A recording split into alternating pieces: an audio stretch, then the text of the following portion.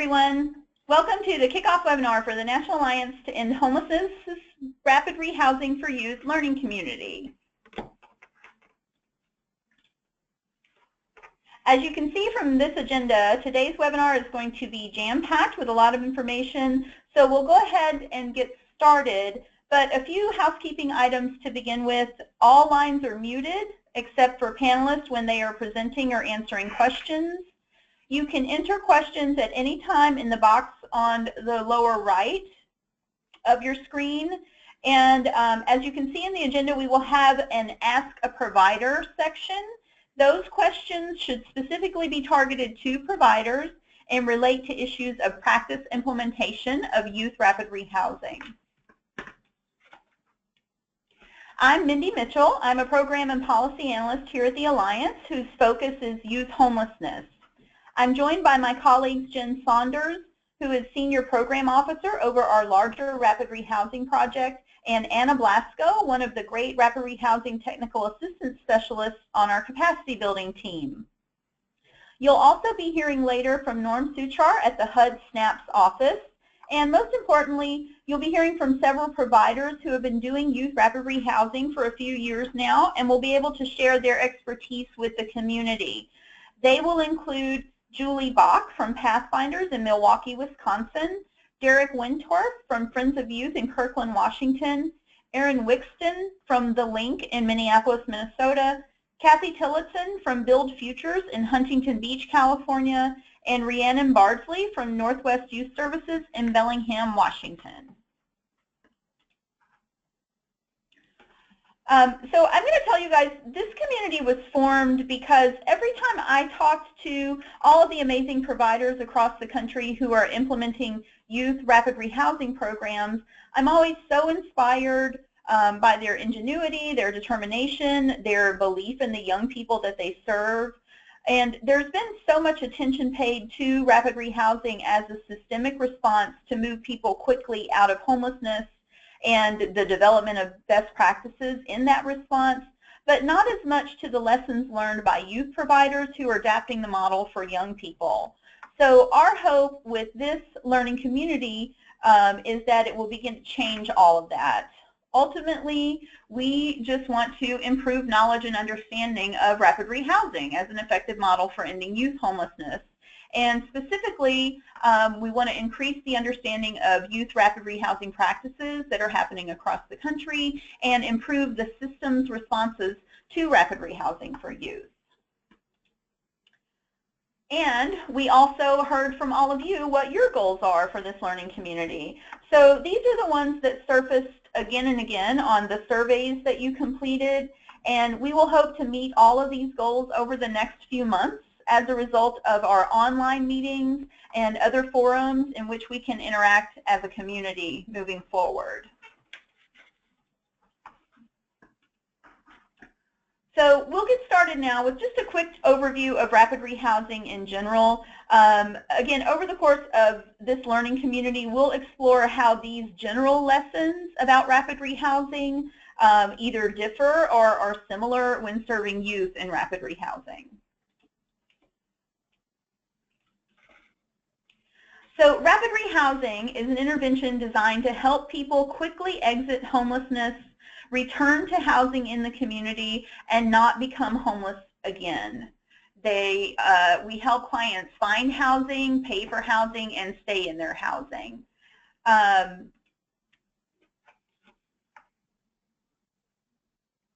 The core components of rapid rehousing include housing identification, temporary rental assistance, and voluntary home-based case management and connection to mainstream resources.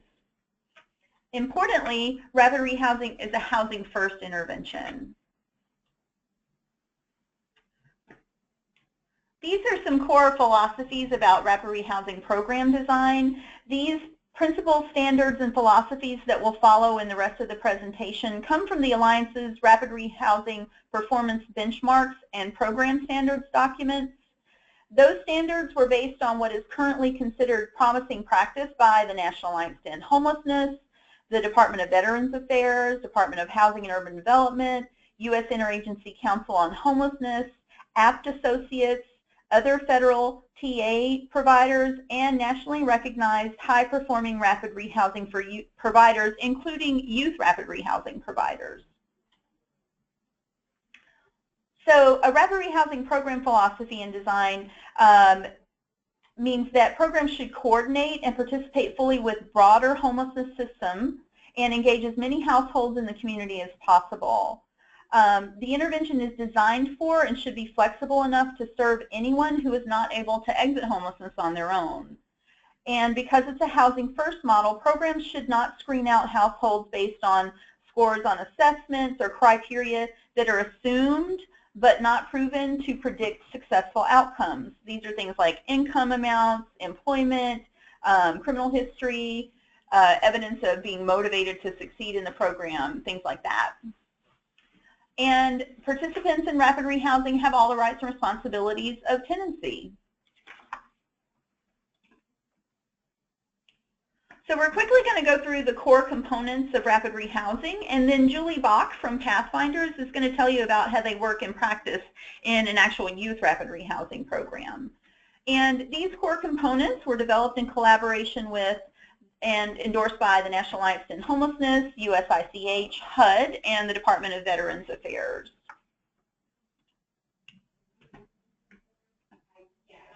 So there are three core components of rapid rehousing: housing identification, rent and move-in assistance, and rapid rehousing case management and services. So while a rapid rehousing program must have all three core components available, it's not required that a single entity provide all three services or even that a household use them all. So a household may just need help with housing identification and can handle the rest on their own. And again, a key element of rapid rehousing is the housing first philosophy, which offers housing without preconditions like employment, income, criminal background checks, sobriety, etc. And housing identification is the first core component of rapid rehousing. The goal of this core component is to find housing for program participants quickly. Activities under this core component include recruiting landlords with units in the communities and neighborhoods where program participants want to live, and negotiating with landlords to help program participants access housing. The more partnerships with landlords that a program has developed, the more opportunities program participants have to rapidly obtain permanent housing. As landlords experience the benefits of partnership with rapid rehousing programs, we've found that some of them may give preference to program participants or even be willing to occasionally consider reductions in rents or late payments. Other activities under this core component include addressing potential barriers to landlord participation, such as concern about what may be a short-term nature of rental assistance or tenant qualifications and barriers to tenancy. The principles of this core component are access to units that are desirable and sustainable for the tenant, and that programs should be actively recruiting and retaining landlords.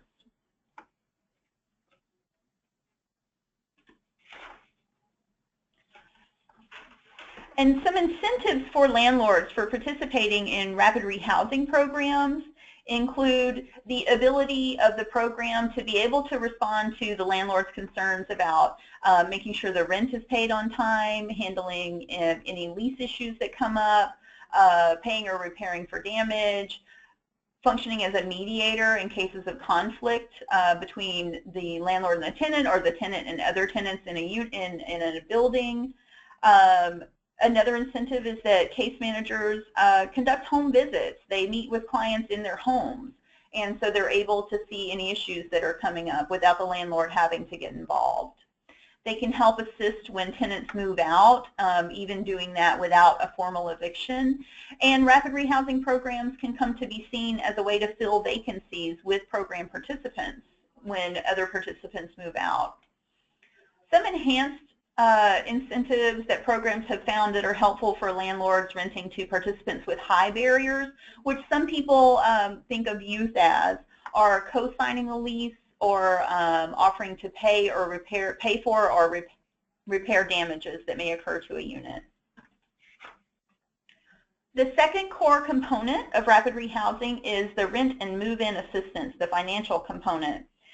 The amount and duration of financial assistance may vary, but the key is to provide the assistance necessary for households to move quickly out of homelessness and to stabilize in permanent housing. Common types of financial assistance include move-in costs, security deposits, rental payments, and utility assistance.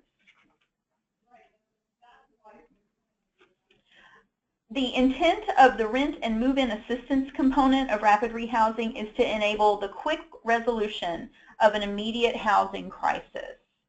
And this assistance should be flexible and tailored to the individual needs of a household.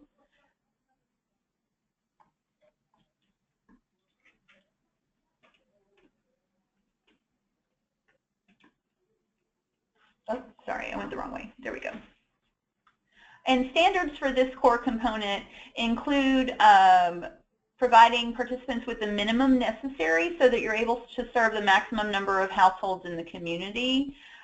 This is a progressive engagement model, but it's flexible. It's not just a standard package of assistance. You need to be able to meet each household's individual needs and account for their individual resources, especially as those change over time in the program. And as you'll hear from the providers, this is often true for young people particularly, that their income will fluctuate. And it's important for this core component to also be able to leverage other resources in the program and in the community. And as I said, this core component is a progressive engagement model, which means that you provide the minimum level of case management and financial assistance necessary for the minimum amount of time necessary until a household has exited homelessness and is no longer at risk of becoming homeless. So we have, I just wanted to give you guys, this will be something as we go on over the course of the learning community, something to delve into more with progressive engagement. But just a quick overview of a really great example of progressive engagement is Salt Lake City and County in Utah. They discovered, looking at the data from their system, that they weren't really able to predict at the front door who would be successful in housing programs. So what they did was just start all households with a minimum amount of financial assistance and case management services for 3 months. They found that after 3 months, about 70% of families had exited successfully, and about half of those that remained were exited successfully after 6 months of assistance. And in the end, only about 8% of the total needed a deeper intervention. But the demographics and risk factors for those families were really varied. So again, they couldn't predict in the beginning who those families would have been. And of that 13% of total families that did return to shelter, half of those that returned were rehoused immediately upon return. So when housing even people with high risk factors, the progressive engagement model was a critical tool in Salt Lake City's successful outcomes. And finally, the third component of rapid rehousing is case management and services. And as you'll hear from providers, this is a really critical component for serving youth with rapid rehousing. Case management and services are provided both before and after a household moves into permanent housing. And they're an essential component of rapid rehousing that's guided by the unique needs and desires of individuals and families experiencing homelessness. One of the most important functions of rapid rehousing case management is to help households negotiate manageable lease agreements with landlords and to help them understand their rights and responsibilities as tenants. Another important function of rapid rehousing case management is connecting rapid rehousing clients with other community-based services that will support the client once the assistance ends. And the standards for rapid rehousing case management and services are, again, that these are voluntary case management services and that the burden is on the program to engage the client rather than on the client required to engage.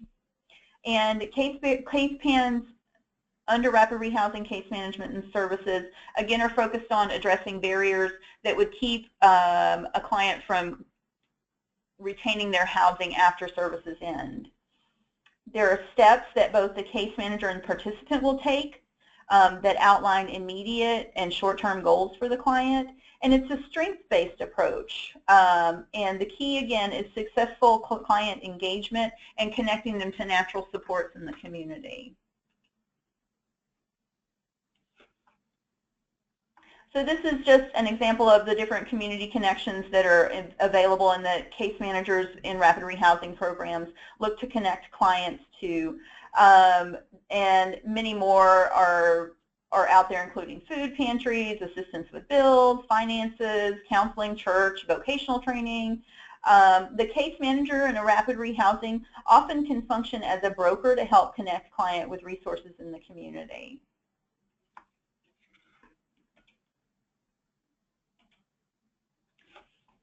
So just to summarize the quick overview of rapid rehousing, it's not just a program. It's part of a critical systems intervention to end homelessness in a community by keeping people flowing through the system and getting them back into their own housing in the community as quickly as possible. And once they are housed, they are not homeless. And then the onus becomes to make sure that they don't become homeless again. And that's the really important function of case management. And again, the core components of rapid rehousing are about helping people to find housing quickly, to pay for their housing in the short term, and to help them stay in housing. So that was the general overview for rapid rehousing, and what this learning community is all about is to find out how all of that applies to rapid rehousing for youth. The Alliance, over the last couple of years, has engaged in the Practice Knowledge Project, and we got to talk to, for this specific topic, rapid rehousing for youth providers who have been doing this for a while, and to find out lessons about how rapid rehousing is different from youth. And these were the 5 lessons that providers came up with. Rapid rehousing for youth requires purposefully embracing a client-driven housing-first philosophy.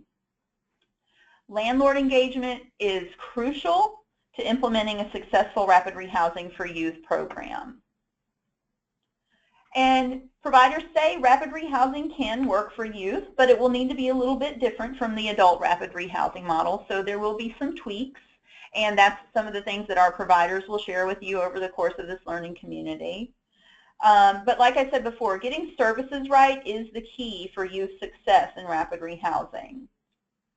Additionally, rapid rehousing for youth requires flexibility in case management styles, in funding, and in outcome measures. And now, Q-BLOK, who was part of that practice knowledge group, is going to share with you the pathfinders journey to becoming a great rapid rehousing for youth provider. And Julie, just let me know when you want me to forward slides. Great, thank you. This is exciting and a little bit of intimidating, kind of watching all the behind-the-scenes things on the webinar as well as participating. You can go ahead and you can move to the next slide.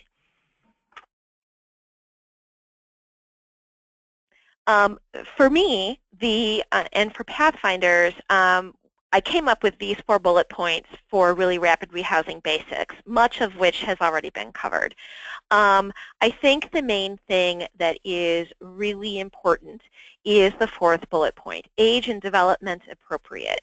The main difference in terms of Pathfinders' experience in implementing rapid rehousing with our Q-BLOK program is that we have to remember that we might have adult-looking people who do not act like adults, and they don't have the capacity to act like adults. We have to assess sort of where they're at and help them understand sort of what they need and listen to what they say their needs are. I think the irony in the 2nd bullet point is that often, at least in our community, and what has happened with Q-BLOK, is that although there are the 3 primary components of housing identification, rent, and moving assistance and case management, rarely are all 3 of those funded from a single source. And actually, we sort of piece that together in Q-BLOK through a tapestry of different funding sources to be able to provide our entire program. I think the other piece that is really important that has already been emphasized is that it takes a village to put on rapid rehousing for young people, things that we don't often think about. And the reason that this is so important is that youth, I believe, are especially at need, and rapid rehousing is especially a powerful tool to help young people, because what we know in the runaway and homeless youth programs is that the longer someone spends on the streets and that they are unhoused, the more vulnerable and endangered they are, and our sweet spot is 72 hours. And we know that if we do not intervene immediately, young people will choose to get their needs met in the ways that they need to do that, and that often is including trading their body and sex for housing and for food and shelter. And that is what makes rapid rehousing so important and so needed when working with youth. Next slide, please.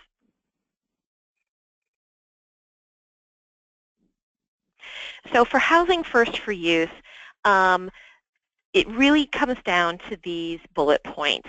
Immediate access to housing with no preconditions, and they can't be hiding somewhere in the back. It really means no preconditions. It means here's a youth, here's a young person, they need housing, and you say, okay, we're going to get housing for you. We'll figure this out. Youth do, though, need to have choice and self-determination whenever possible. We show them a number of apartments and have different locations throughout our community so that they are able to choose whether they want a one-bedroom. Sometimes we can afford those, whether it's a studio or whether it's an efficiency, and where in the community is it? Do they feel safe in one neighborhood or more? And they really need to be able to have that voice.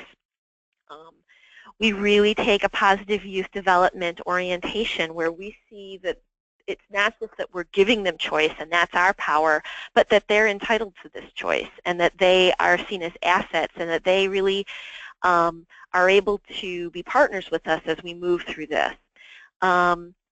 We really work with individualized and client-driven supports. We've talked about that a little bit. That infographic was wonderful. But we really need to figure out what is it that young people need, and when they tell us what they need, and it's different for everyone, it means that we actually listen to them, and we do our best to figure out how to meet their needs. And so it's not lip service, but it's actual true partnership. And that we really need to have social and community integration with young people. Young people are often perceived as sort of a pain in the butt to older folks and elders in the community. Sometimes they're seen with suspicion and distrust and anger. And so we take very seriously that we need to reintegrate our young people into the social and community fabric. And so in addition to positive youth development, we really focus on a harm reduction and a trauma-informed care philosophies to be able to work with young people, and then often to educate the social fabric on those philosophies so that they understand where young people are coming from and don't see them as negative aspects to be tolerated, but positive assets to the community that need to be embraced. Next slide, please.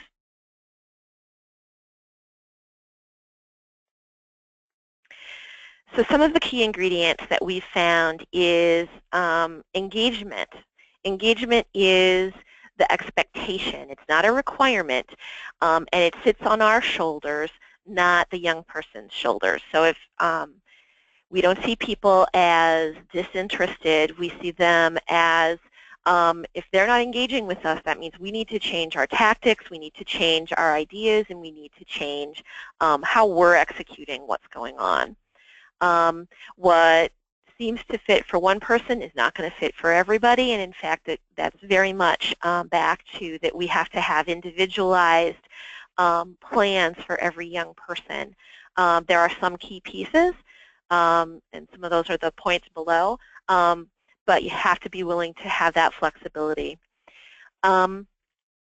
Maintaining flexible time limits and recognizing that developmental needs to test rules and limits. Young people, especially young adults, 18-year-olds and 19-year-olds, are very much functioning developmentally as 14, 15, 16, and 17-year-olds. And that is our traditional young people of yes is no, black is white, it's raining, no, it's sunny. If you say yes, they say no.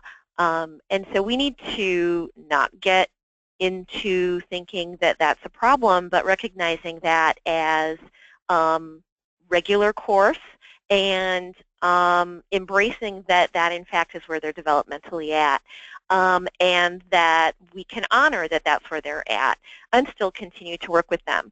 And what it means is that we often then have to adjust our expectations and our thinking about it. We need to understand our young people, and so then that means we need to match the youth level of responsibility with their skill sets and their developmental abilities. So we have to be in relationship with them. We have to understand where they're coming from. We use an array of different ways, but often it's very individualized, and it's very, very dependent on our case managers sitting down and talking with young people and knowing them, not to disregard paper and pencil assessments, but it's much more efficient for Q-BLOK to sit down and get to know someone and then understand sort of where's their line of that it's a challenge to them and they can progress versus it's overwhelming to them and they're going to see it and experience it as a failure, which is not helpful. And then when they have an accomplishment, we make a really big deal about it because often our young people have come to us and they are distrustful, they have been hurt, and so they need to understand that we've got their back. And that is whether we've housed them yet or not.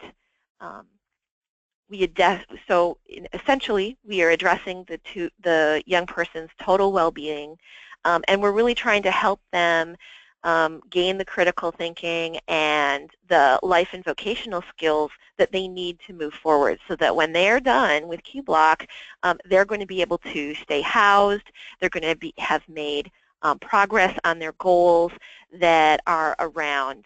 The Q-BLOK's goals are about maintaining their housing during and after the program, about making progress on their goals around education and employment, whatever those may be, and that they're able to engage in relationship with their mentor, which I'll talk about in a minute.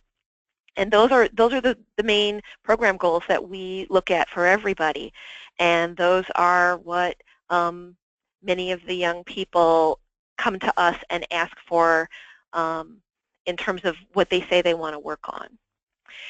But we need to be very aware of the mental and physical health of what's going on with our young people. Trauma, depression, DV, SA, intimate partner violence, sexual and labor exploitation, and AOTA all take their toll on our young people. And often it takes a while to sort of suss out what's going on with young people because they don't have the words, they don't have the concepts, and they may not have the perception that they have some things that are getting in the way of their success. And so being in relationship with them, providing unconditional positive regard is able to then allow us to talk with them about what their mental and physical health needs might be and how we can help them be attached to something that will help them through what they're experiencing. Next slide, please.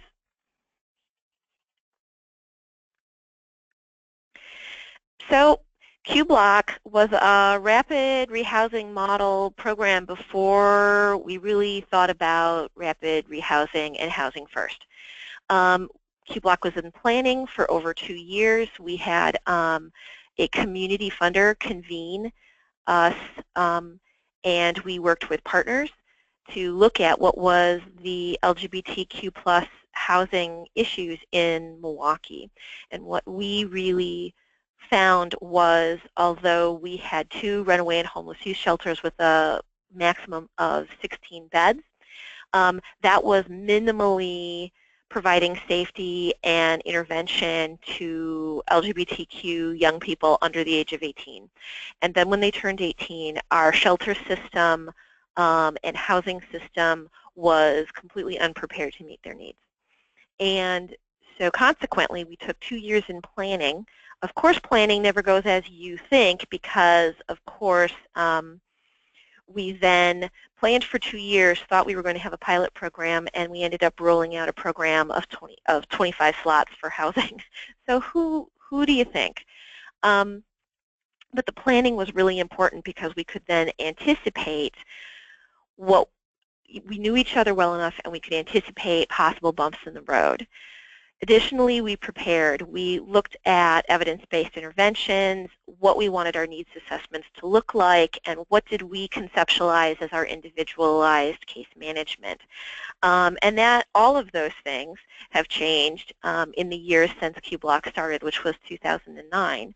But they're still essential. And what we've looked at is also how we partner with other programs at Pathfinders or other youth-serving organizations in town to provide evidence-based interventions especially, but perhaps meeting other needs that are identified in the needs assessment. One of the key things, and I can't stress this enough, is the partnership with the landlords.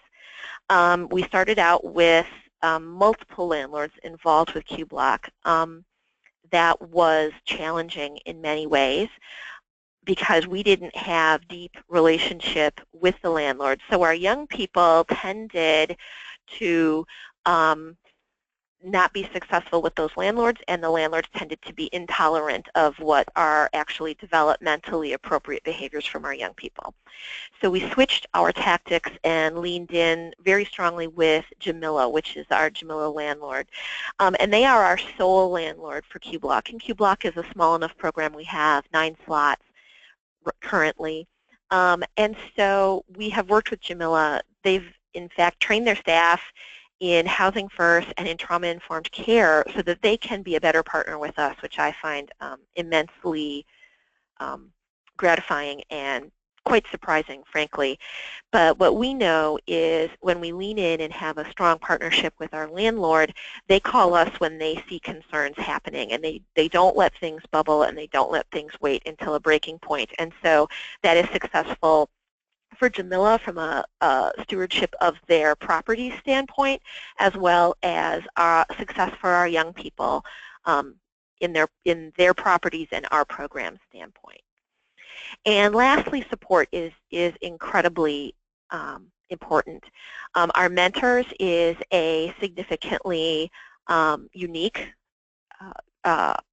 piece of our program. We match each of our Q-BLOK young people with a we call them mentors, we call them life coaches. We go around and around, actually, because our young people don't like the word mentor. But if you're looking at a description of what these adults who are their support people, who they get to meet through Q-BLOK are, it really is a mentorship program. They are in communication with them. We ask for one face-to-face meeting a month, but overwhelmingly it is electronic communication, but it is really support. And it ranges from very serious things like, I think I'm in an abusive relationship, to how do you unburn toast, or can you, and everything in between. And that those folks, unless they have specific concerns, are not necessarily involved with programmatic case management, beefs with landlords, things like that, unless the young person asks them to, which means that person is sort of in their corner regardless of what the program does. And we've designed that so that they have a continuing relationship with their mentors after they have finished their time in Q-BLOK. Again, the intensive case management where we are as available as possible, and sometimes, you know, doing things like, I'm going to teach you how to cook, I'm going to teach you how to shop, which often for adults, traditional adult programming is not necessarily on the table. And additionally, while we also have Q-BLOK as a housing first model, we also take an employment first approach, which is we assume that you've been through the resume writing seminars and the Dress for Success things from our clothing bank, and that's not necessarily going to cut it for someone developmentally. You need the support of getting employed and then helping you keep employment, and that is part of the intensive case management as well. And that is very successful with our young people because they've learned as much as they can through not doing. They need to learn through doing. Next slide, please. So we've learned some lessons, hopefully, along the way. And those lessons really are, don't assume that you know what you're doing, even if it's best practice, even if it's evidence-based, and even if you have planned for 2 years, because things will change.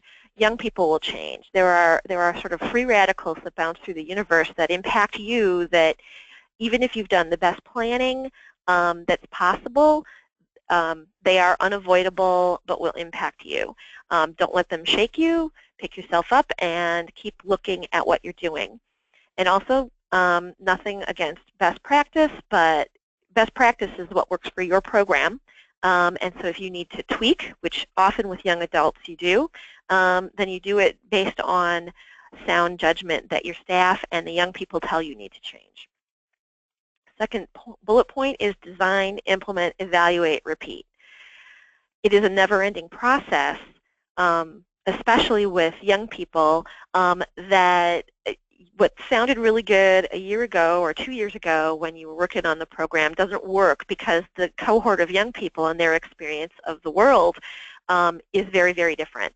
And so as that generationally changes, we have to be willing to change too, and young people are incredibly sensitive to this. Third bullet point is steal liberally from others, and I really mean that. If it's working for somebody, try it with your program. With input from young people, and we ask them about their experience of our program, and we say, hey, so-and-so's doing this. Do you think that this might work? Often our young people are willing to say, well, let's try it. And so I think it is the highest praise is to copy someone, so don't be afraid to do it. Last bullet point is make sure that you understand your continuum of care, your funders' requirements, and all of the HUD rules, because there are always strings that are attached to your money. And if you are lucky enough to have single funder funding for your program, at least you only have one person to answer to. We unfortunately ran into the problem this year of having to give back $25,000 because of miscommunication between our city ESG provider and ourselves. We thought we were getting rental assistance and we were only offered search and placement. And that was really disappointing. So well-meaning people don't always communicate well. So making sure you understand how all of your requirements and all of the rules fit together is absolutely essential, because when you're doing youth work, you're always tweaking and you're always adapting and you're always needing to be flexible. So if you're not clear on requirements and rules, you will find yourself in hot water very, very fast. And I'd like to wrap up with just a statement that rapid rehousing and a housing first model go really, really well together. And sometimes the rapid rehousing for young people looks just a little different than it does for the adult population, and sometimes it looks radically different. And sometimes you need to make the difference between, is this really a developmental issue or is there something else emerging and going on? What Q-BLOK has really found is within 2 to 3 months of a young person coming into Q-BLOK, we're able to understand if they're going to be able to stabilize within about a year, which is usually what we state Q-BLOK, the time period for engagement in Q-BLOK is, or if that's something else is going on and they're not going to make it, and that usually is the really big issues going on. And that harkens back a couple of slides to perhaps emerging serious and persistent mental illness, alcohol and other drug issues. Perhaps there's DV or intimate partner violence, perhaps there's trafficking going on. But usually that first 2 to 3 months, that's when we really get the inklings of whether we'll be able to move forward as a rapid rehousing program, or we're going to have to go to Plan B or C or D. And so as one of the founding mothers of Q-BLOK, I'm very happy that I've been able to talk about Q-BLOK, and I want to go back to, I'm not sure if Mindy's going to talk or who else, but I thank you for your time. And here's my contact information. As you can tell, I love to talk about Q-BLOK, so please feel free to get a hold of me. Thank you. Thanks so much, Julie. I really do love your program, and I love hearing you guys talk about it. Thank you. Now we're going to move to Ask a Provider Q&A, and we've already got some questions coming in, and again, you can add questions for providers, and this is specifically asking providers about practice implementation of rapid rehousing for youth. And I think we've got you all unmuted now, and so we'll go ahead and talk about ask you guys to say a little bit more, and I'll just kind of call on each of you. So the big questions so far have been about engaging landlords, particularly in cities where there are a lot more homeless people than there are, and there are really low vacancy rates. So if you guys don't mind, we'll just start. I'm going down my list here. Julie, you talked a little bit about having what I call the unicorn landlord. I love your landlord there. So in places, you have some ideas in places that maybe don't have that unicorn landlord about effective methods of landlord engagement. I would say that you need to speed date with landlords. That's what you've got to figure out, and, because we found Jamila as our landlord, and it was frankly by chance. We had spent a lot of time actually trying to invest in people who didn't actually want to dance with us, and so I think sort of casting a wide net, and that's really sort of that search and placement piece really is about going and having more thoughtful conversations with representatives from landlords and having them understand what you're doing. And if they don't want to lean in, then they get taken off your fast dating list, and then go forward and go down the list. And I think it is challenging. I think if you're in a place where there is not a lot of housing opportunity, it's much more challenging. Great, thank you. And Erin, do we still have you, Erin Wixton from the Link in Minneapolis?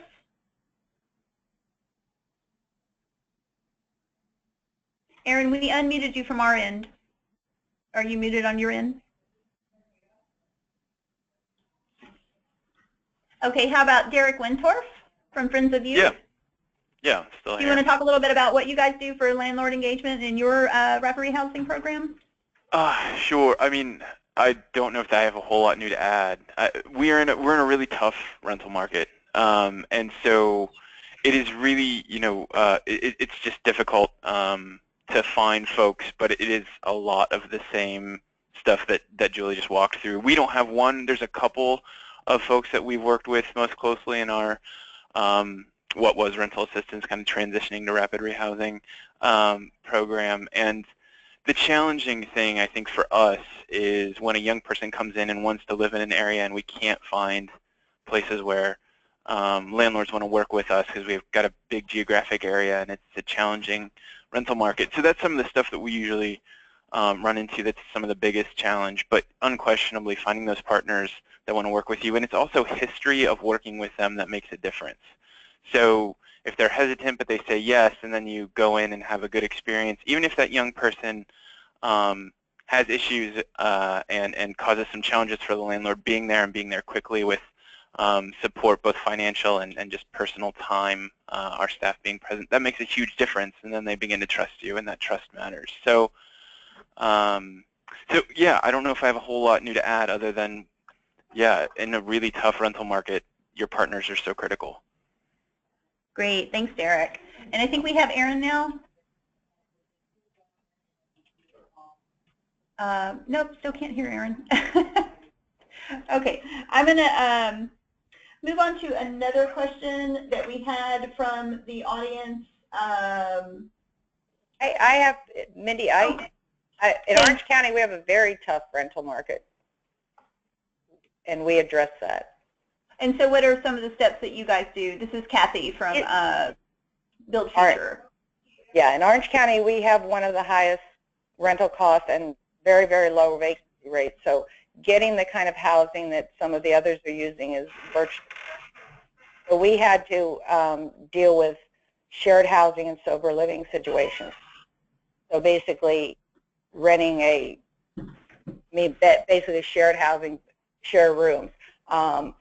But that we did find a way to work with about 50 housing, but working with the landlord is key because, for example, landlords have told me we wouldn't even take these kids except that, you know, you're referring them because they're problematic. And so we work with about 50 different houses. We pay them, they have a lease, but again, some of them are sober livings. A third of the kids we had last year were actually heroin or meth addicts when they came to us. So we literally take the lowest threshold. I mean, our criteria is very, very low, and we housed 110 kids last year. So we have, within the same day or 24 hours is our policy to house them.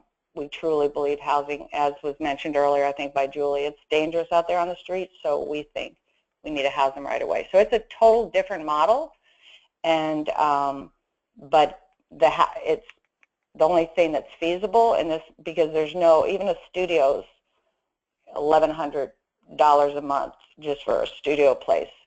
So funding's just not available. Hello? Hi, can anyone hear me? Yes. We hear you now. Thanks, Erin. Oh, great. Okay, hi, sorry. I clicked the wrong button. Sorry. Okay. Can you talk a little bit about the landlord engagement mechanisms that you guys use at the link for housing in Minneapolis? Yeah, definitely. We have right now 60 units of rapid rehousing scattered sites, so we rely very heavily on our relationships with our landlords. We do have a position that's helped a great deal. We were able to hire a housing coordinator, kind of like a housing locator position that really focuses on engaging new landlords, strengthening that relationship, is a kind of the point person for issues that come up, sort of not 24/7, but really quickly to respond to issues that come up, so that we can be more preventative and proactive around stability versus having it be sort of like, this has been an ongoing issue and now this person's terminated, boom. So we really try and get connected with them. We have young people make like cookies, and we do lots of fun things that make people feel that they're actually doing something for more of like a social justice concept too. We get them kind of involved with affordable housing language so that they understand that they're a part of something bigger, and that's been really cool. I definitely agree with the speed dating concept.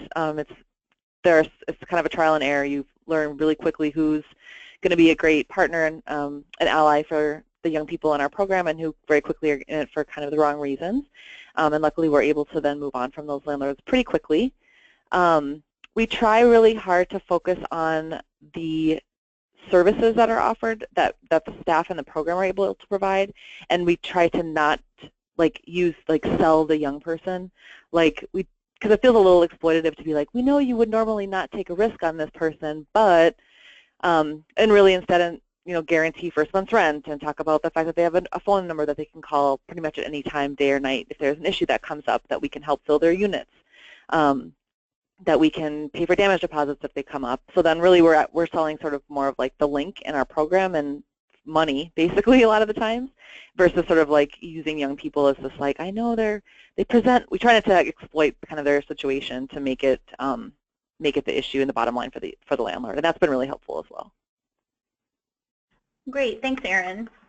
And our next question is just a really general one about for providers, what is your average length of assistance for the young people that you serve? Do you want to start, Julie? Whoops, I had muted myself. Can everyone hear me? Yeah, we got you.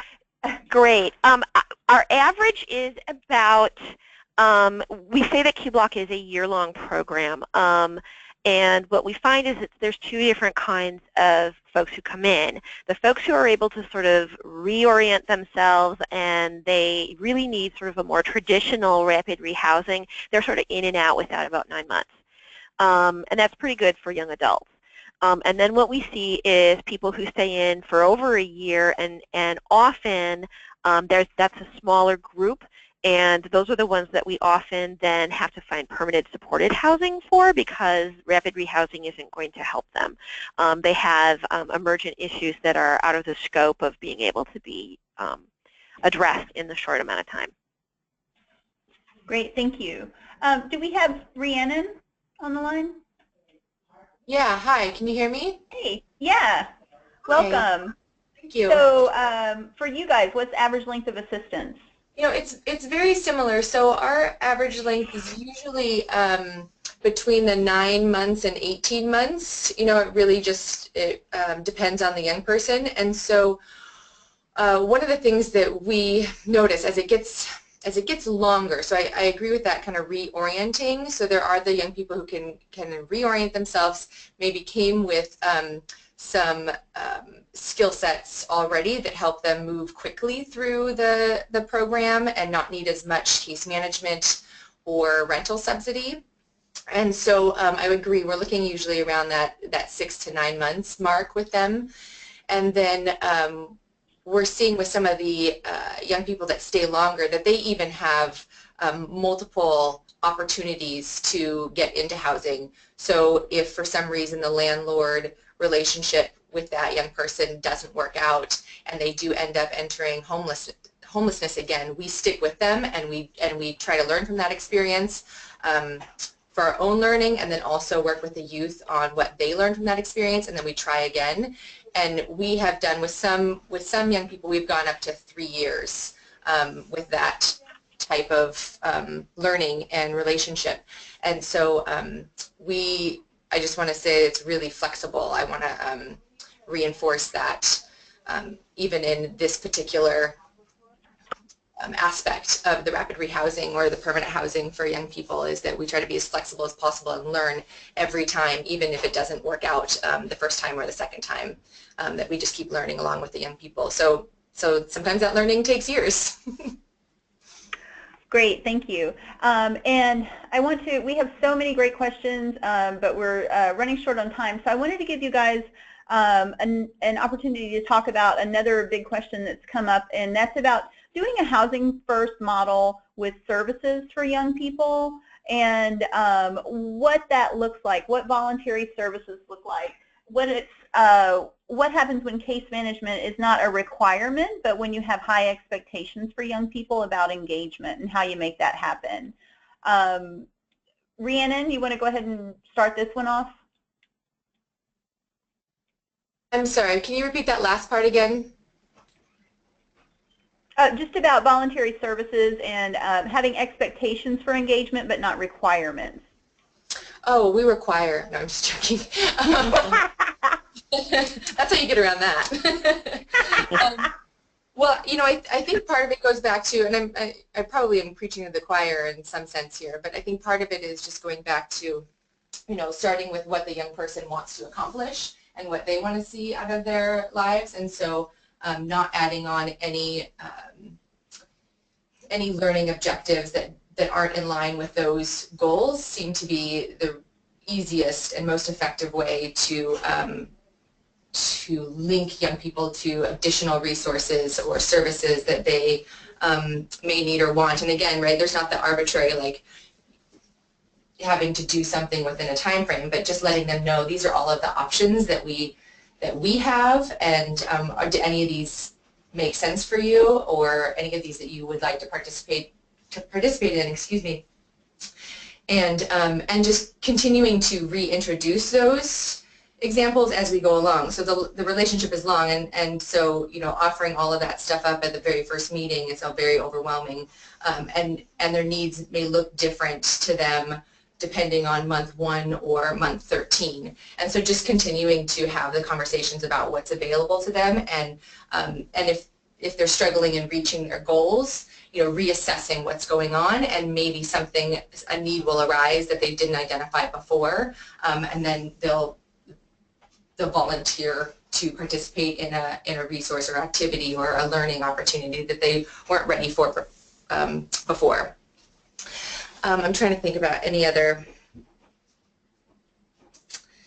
I would say the other thing is just that, the freedom of being able to go in and out of things, and having the conversations that come up in really non-judgmental ways from the staff, in terms of we all learn, we're all making mistakes, we're all participating in this life that way, and making that okay, and kind of destigmatizing asking for help or participating in mental health services, or learning about what is chemical dependency and what happens in my body. So I think just the education around those things, without saying you need treatment kind of thing, but just like, hey, let's just learn about this together. And I think that just opens up a really safe environment for the young people to explore things that they wouldn't maybe in other environments. That's all I think I have. Great.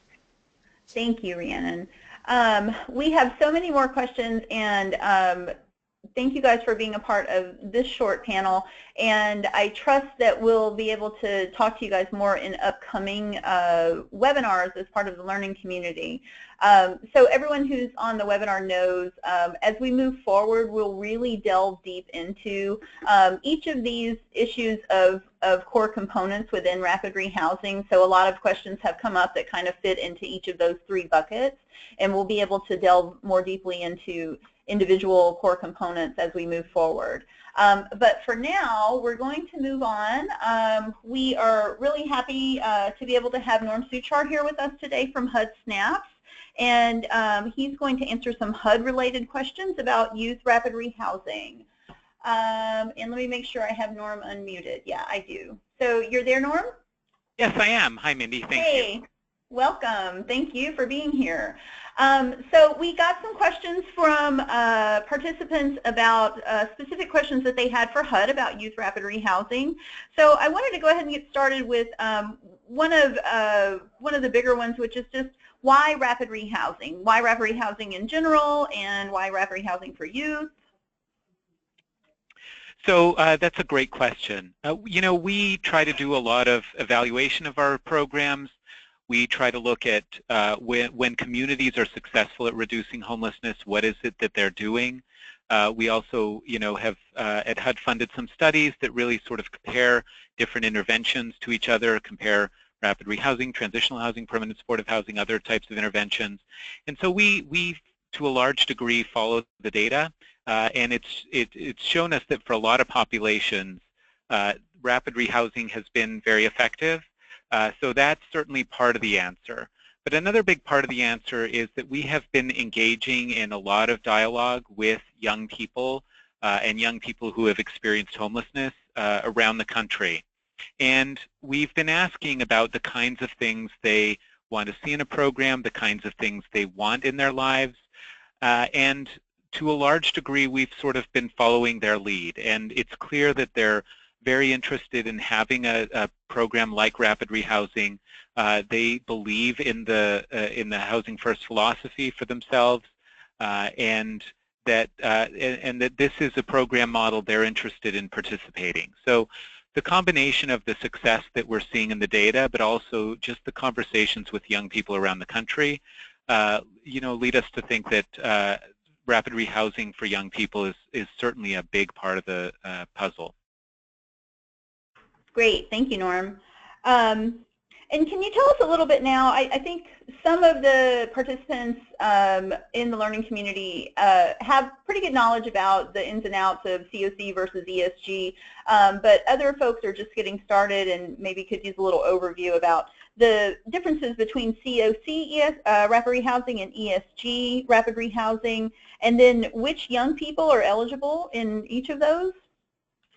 Sure. So, the programs are actually fairly similar. There are certainly some differences, and some of them are rather arcane things like the actual kind of housing inspection that's required is different for the two types of programs. And certainly the way it's funded and who you have a funding relationship with is different for the two programs. You know, with the ESG program, you're working generally with your city, county, or state government. They receive the funding directly, and then they sort of subgrant it out to organizations to run rapid rehousing programs, whereas with the Continuum of Care program, you apply with your Continuum of Care, and generally you have a contract with HUD, grant with HUD to do the rapid rehousing, although some people subgrant as well. So there are a lot of technical things, but for the most part, the actual activities are pretty similar. COC program has a little more flexibility as far as the types of services you can provide as part of a rapid rehousing program, so it has that. But for the most part, we tried to keep them pretty similar, and we're also trying to find new ways to make them even more similar so people can more or less seamlessly use one funding source or another. So yeah, those are the major differences. Great. Another question that came up was something that a couple of the providers alluded to already, which is that for young people, it may become clear after getting into housing that this model is not going to work for them and that they may need something more long-term and with more intensive services. So can young people move from rapid rehousing to permanent supportive housing if it becomes clear that they're not going to be able to stabilize without that kind of, you know, extensive support?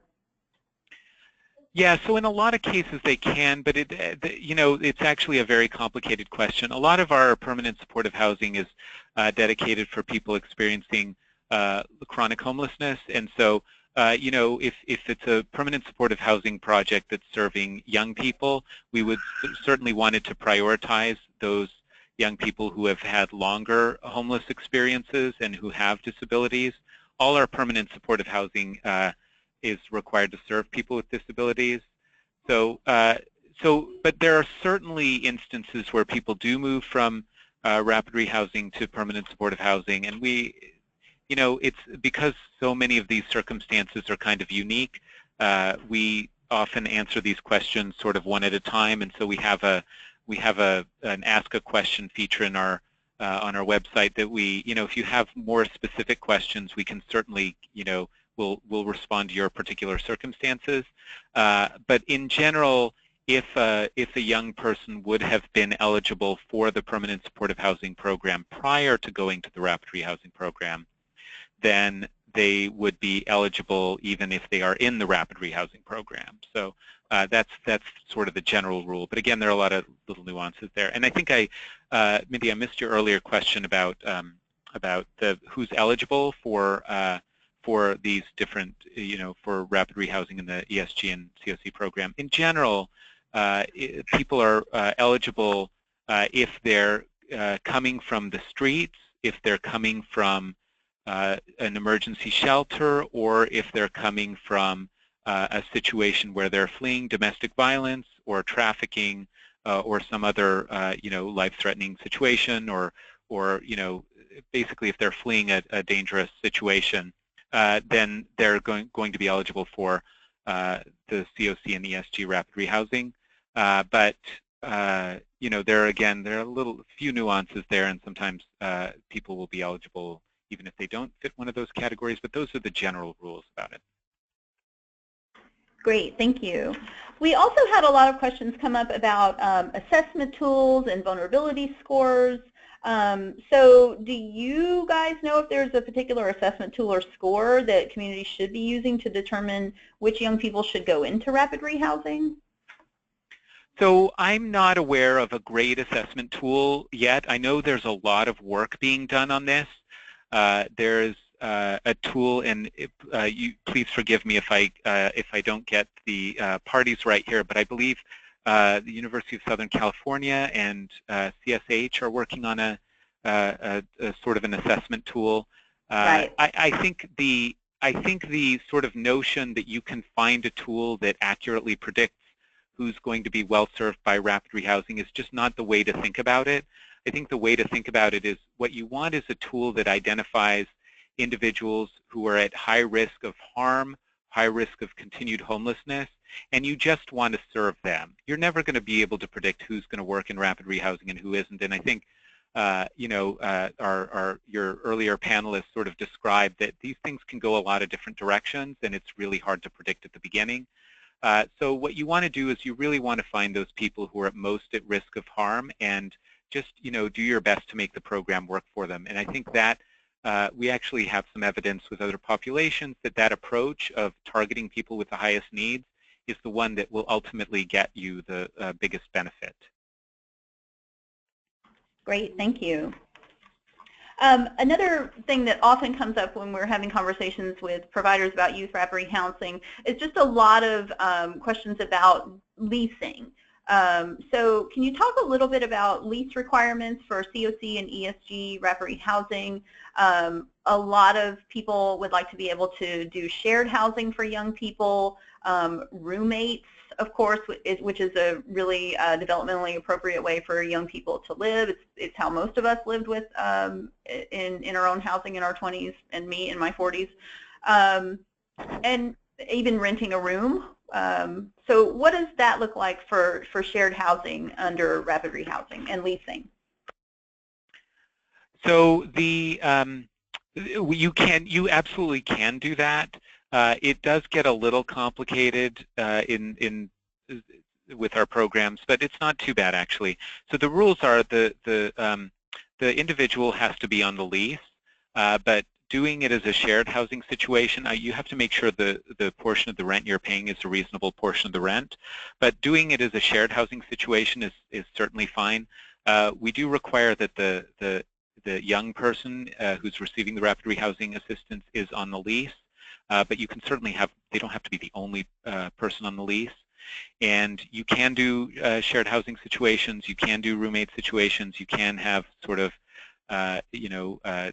individuals who sort of lease a room in their house or something. We try to be as flexible as we can with those arrangements. We also allow organizations to co-sign a lease with a young person. So if a landlord is concerned about risk, then there's some ability to mitigate that risk. But in general, we try to be as flexible as we can with respect to sort of the shared housing arrangements. Great, thank you. And you talked about organizations being able to co-sign a lease. What about situations where there's a master lease held by the organization and the organization subleases to a young person? So that is something that's actually not allowed under our continuum of care rapid rehousing programs. So that's something we're definitely looking at potentially changing in the future. But right now, having that sublease arrangement is not allowed. Our rapid rehousing has to be tenant-based rental assistance, and by virtue of being rental assistance, it means that it's the young person who has their name on the lease. Okay, great. Thank you for clarifying that. And as I asked the provider panelists, when some of them talked about the average length of financial assistance, do you guys know of averages for rapid rehousing financial assistance? Are you able to tell from your data about if there are any differences for young people and older adults that receive rapid rehousing? We really are not able to tell at this point. I mean, I've had a lot of conversations with rapid rehousing providers around the country, and I think what I have heard is very consistent with what your panelists were saying, is that it's oftentimes it takes more assistance and it takes longer when you're working with young people, and so that's something we sort of expect when people are using our funding to fund rapid rehousing for young people. So. But we don't have any data yet. We're certainly working on that, trying to get a sense of the average cost and those kinds of things. But rapid rehousing for youth is fairly new in our portfolio, so we don't have a lot of data to look at yet. Okay, great. Understood. Can you say a little bit more, talking about whether or not that average length of assistance, since it is longer for young people, does that affect performance measures in communities? Not directly, no. We are happy for people to be assisted as long as as long as needed for a positive outcome. So we wouldn't look unkindly upon that. I think where it may come into play is that if you have a queue of people who need help and you're providing more assistance to one household, it means you have less to provide for another. So I think there is certainly a question of how do you maximize the benefit of the resources you have and serve as many people well as you can. But there's nothing inherent about serving an individual for a long time that would create any sort of problem with our performance measures. Again, as long as a person is housed and doing well, that's the thing we care about most. Great, thank you so much, Norm. And I don't know if we want to get into this too deeply, but can you say a little bit? I know that some of the providers that I've talked to have found the match requirements difficult to administer with their programs in rapid rehousing. Can you talk about the match requirements for COC and ESG a little without getting, I know it's really complicated, but it's something that came up a lot for people. Yeah, so I think this is probably a bigger issue in the ESG program where there's a much larger match, 100%, versus the COC program where the match is 25%. So just speaking about the COC program, the match is, I think there are probably a lot of people who don't quite take full advantage of the flexibility they have in the match. The match is 25%, so whatever, if you get $100 from us, you're expected to provide $25 as a match, and the match can be cash, it can be in kind when you have an MOU with another organization, and you don't have to match budget line by budget line. So if you're getting a grant from us to do rental assistance, the match can be for something entirely different, and that's fine. As long as the match is for something that's eligible under our program, then it can count as a match. So for example, if you have a rapid rehousing grant, you're providing rental assistance, but you're getting, say, deposit, some other organization is helping with deposits, or you have a caseworker from another organization who's helping you, and you have some sort of memorandum of understanding or some sort of agreement with them, that can count as match. So I think there is actually probably more flexibility in the match than a lot of people use. And it is just a pretty straightforward 25% match in the COC program. Again, ESG is a little more complicated, but it's complicated in the sense that an individual provider might not know what's going on in the entire jurisdiction's ESG program. There's a 100% match requirement, but it doesn't have to be, the match doesn't have to be by each project. So if a city, for example, is running a shelter with some other funding over here, that can potentially be used as a match, even to count against if they're using something for rapid rehousing assistance in another place. So I guess those are sort of the high-level match issues. Great, thank you. That was really helpful. Thanks for taking the time to talk to everybody today, Norm, and I imagine we'll have a lot more questions for HUD as this learning community moves forward. And we'll go ahead and move on to the next segment of the webinar. And I'm going to mute you again, Norm. Okay, so for the rest of you, as we're moving forward with this learning community, we wanted to talk a little bit about the results that we got from the survey that everyone filled out. So here we go. These are the specific topics and issues that you guys said that you were interested in learning more about as the rapid rehousing for youth community moves forward.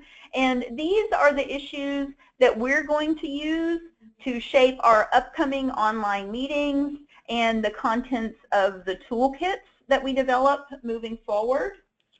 And of course you can see all these here for yourself. There's lots of interest in all the things that you might expect, particularly best practices, and this will be an area where you all, particularly providers, are able to learn from one another. Those of you who are just getting started and those of you who have been doing this for a while. As Julie said, we should all be stealing liberally from one another, and that's what we'll hope to do as we move forward here. And speaking about those toolkits and what we're stealing from one another, Thank you all for all these helpful suggestions from the survey as well. This will be hopefully part of the tangible concrete products that we get as a result of the learning community and all that the knowledge that you guys share with us as we're moving forward. So here's what we have planned for this learning community. And these are not set in stone. We would love to hear from you guys and your suggestions as we move forward and really have this be a collaborative process. But we do plan for now to have 6 months of online meetings. And today's was just the kickoff, really broad overview of issues and topics related to youth rapid rehousing. And as we move forward, we're going to delve deeper each month into a different core component of rapid rehousing, and we'll explore other specific topics relevant to youth rapid rehousing that you guys surfaced in the surveys that you completed. Every webinar will include a provider who's doing rapid rehousing for youth to really kind of share practice knowledge that they've learned in doing rapid rehousing, and other experts on rapid rehousing generally, so that we can kind of figure out what parts of the general lessons of rapid rehousing, as Julie said, are very similar to rapid rehousing for youth, and what really needs to be tweaked to make rapid rehousing for youth learn well. We'll be discussing our progress on the assignments, which I'm about to give you all, and also just have plenty of time for Q&A and being able to learn from one another. We also hope to have, for those of you who will be attending our conference in July here in DC, we think it'd be great to have, if we could get folks from the learning community together in person for at least one meeting. If you guys are interested in that, definitely email me and let me know, and we can start planning that. And there's a link there for the registration for the conference now. Ultimately, as we say here, what we hope to get from this learning community, as you all have said, is how you'll be able to integrate the knowledge that you develop, the practices and lessons learned, into both your programs and your local community systems. And so, everybody, let me have your attention. Here's your assignment for this month to kick things off. For the provider participants, let's think about what your key challenges are within the program for implementing youth rapid rehousing, and ideas for overcoming those challenges. Again, this is thinking about like programmatic challenges. I know there are, for providers, many systems challenges, and we'll definitely be thinking about those as well. But thinking about for your program, if you were to start implementing rapid rehousing, what are some of the challenges that you think you would come up against in your program? And then for you systems folks who are participants in the call and in the learning community, what are the key challenges in your COC for tailoring rapid rehousing for youth? And then your ideas for overcoming those challenges. So those are just the kickoff assignments, kind of things to be thinking about as we're moving forward. And I'm sure everybody won't come up with the exact answer by next month, but we want these to get us started, and this will hopefully guide the rest of our learning community experience. And we'll look forward to getting all those answers from you guys before the next online session, and as we move forward with each session. We have set the date for the next online session for Thursday, June 9th, again from 2 to 4 p.m. Eastern. And next month's session will focus on that all-important core component of housing identification and the special issues to be considered within that core component for youth, many of which everyone started to raise today. These are the issues of landlord engagement and challenging housing markets. So this will be a really exciting next session for us in the learning community. And we'll have a presentation by a provider who's doing rapid rehousing for youth and actively working with landlords. And we'll talk to another rapid rehousing expert on just housing identifications lessons that have been learned over the course of the many years that folks have been doing rapid rehousing, and see if we can take some lessons from those to apply to youth. We'll also review the answers that we've gotten to our assignment about challenges that are facing your program and your COC in developing rapid rehousing for youth and the solutions that you've come up with.